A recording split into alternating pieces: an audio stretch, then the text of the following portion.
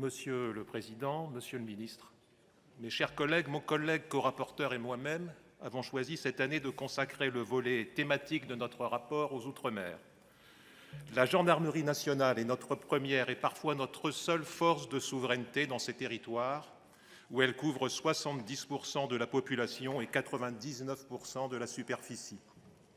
Elle y assume donc un rôle de premier plan, notamment de chef de file dans certaines structures interservices, comme par exemple les antennes de l'Office anti-stupéfiants. Elle y a noué une coopération très poussée avec les forces armées, notamment en Guyane, où un état-major commun a été formé dans le cadre de l'opération Harpie contre l'orpaillage illégal. Elle est enfin engagée dans la coopération internationale de proximité avec les pays voisins. Les Outre-mer se caractérisent par des particularités géographiques très marquées, une délinquance liée à leur exposition au flux croissant des trafics internationaux et une récurrence des crises de tous ordres, sociales, économiques, politiques, mais aussi naturelles. Ces événements ont une influence sur le modèle d'emploi de la gendarmerie qui a pu être amené en Nouvelle-Calédonie notamment à des engagements d'un niveau quasi militaire.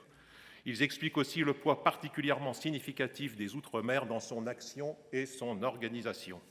Actuellement, environ 4300 gendarmes sont déployés dans ces territoires auxquels il faut ajouter en temps normal environ 22 escadrons de gendarmerie mobile qui assurent, outre les renforts en cas de troubles à l'ordre public, les missions de gendarmerie départementale. Ce système de renfort modulable, jusqu'à 32 escadrons au plus fort des troubles en Nouvelle-Calédonie, s'est révélé pertinent dans la réponse aux crises, mais il atteint ses limites. Il n'est pas exagéré de dire que la gendarmerie mobile est épuisée, avec un stock très important de congés non pris par les gendarmes. Ces crises ont un effet d'éviction très important sur les dépenses du programme. Le cyclone Chido à Mayotte, ce sont 66 millions d'euros supplémentaires. Les événements en Nouvelle-Calédonie, 127 millions d'euros en crédit de paiement pour la seule année 2025. Quant aux moyens matériels, ils sont insuffisants, comme l'a détaillé mon collègue Philippe Paul, mais davantage encore qu'en métropole. Les besoins immobiliers sont estimés par le Ségom à pas moins de 900 millions d'euros. Plusieurs sections aériennes ne disposent plus que d'un hélicoptère, de plus en plus fréquemment immobilisé pour maintenance, alors que particulièrement indispensable dans l'environnement ultramarin. En conclusion, la gendarmerie de l'Outre-mer est confrontée, mais de manière exacerbée, aux mêmes défis qu'en métropole et au regard des menaces sécuritaires auxquelles la France est confrontée, souvent en première ligne. Il est donc indispensable de donner à la gendarmerie, là comme ailleurs, les moyens de ses missions.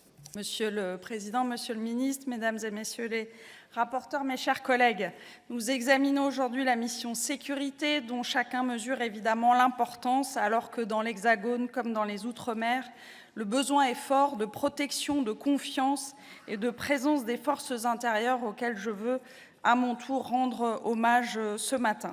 Lors de l'examen des crédits en commission des lois, j'indiquais au nom du groupe socialiste, écologiste et républicain que s'opposer à ce budget aurait peu de sens dans la mesure où nous partageons plusieurs constats et reconnaissons les efforts consentis. Nous sommes globalement en phase avec le diagnostic posé par les rapporteurs pour avis, en particulier Henri Leroy et Jérôme Darras. Dans notre difficile contexte budgétaire, comment ne pas souligner la hausse même modeste des autorisations d'engagement et crédits de paiement, ainsi que surtout les 1000 emplois supplémentaires proposés pour la police et les 400 pour la gendarmerie. Pour autant, si avec ces chiffres, on se rapproche de la trajectoire financière de la LOPMI, l'objectif final a peu de chances d'être atteint au regard des retards accumulés, en particulier en fonctionnement et en investissement. Et nous restons en dessous du niveau des effectifs de 2007 avant la revue générale des politiques publiques.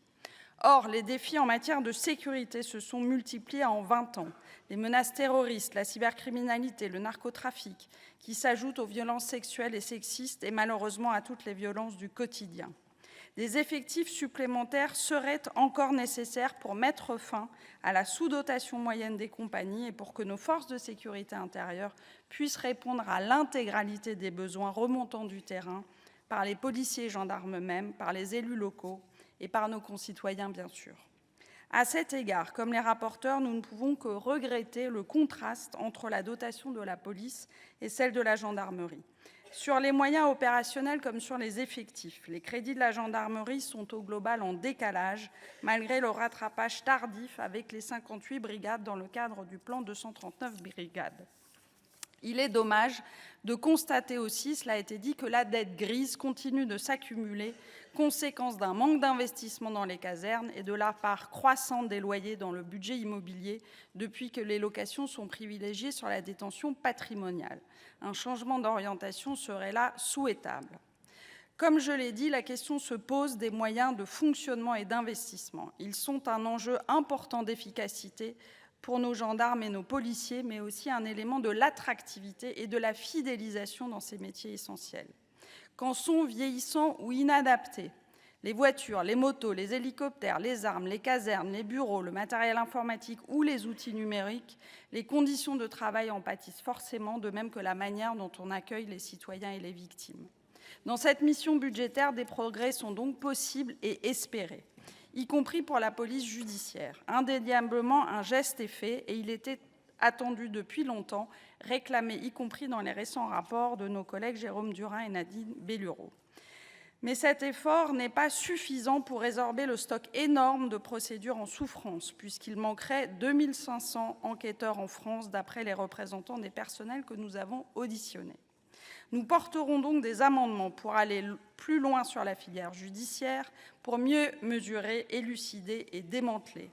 L'investigation est au cœur de la lutte contre la délinquance et la criminalité du haut du spectre dans les affaires sophistiquées de drogue, financières et autres trafics. À l'autre bout du spectre, nous porterons également un amendement pour rééquilibrer les emplois en faveur de la sécurité du quotidien. Comment ne pas en effet s'étonner que la police aux frontières, qui s'intéresse d'abord aux étrangers, voit ses effectifs augmenter, quand la police en charge de l'ordre public et de la sécurité publique voit dans le même temps ses effectifs diminuer. C'est là un drôle de symbole, un choix politique que certains ici approuvent peut-être, mais sur lequel de notre côté nous voulons revenir. Car la sécurité, ce sont des hommes et des femmes présents sur le terrain, visibles dans la rue, capables de prévenir les violences, de recueillir la parole et d'assurer le lien police-population. Sur ce dernier aspect, nous avons des propositions à faire aussi. Enfin, parce que les métiers de la sécurité évoluent vite et dans l'intérêt des agents qui les exercent, comme des victimes qu'ils accompagnent, nous souhaitons pousser encore certains moyens pour les enquêtes et l'accueil, en particulier face aux violences sexistes et sexuelles, contre les adultes comme les enfants, dans le monde réel comme virtuel. Un dernier mot pour dire que, contrairement aux apparences des gages sur lesquels s'appuient nos amendements, nous ne voulons évidemment pas déshabiller la gendarmerie au profit de la police ou mieux doter la sécurité intérieure au détriment de la sécurité routière.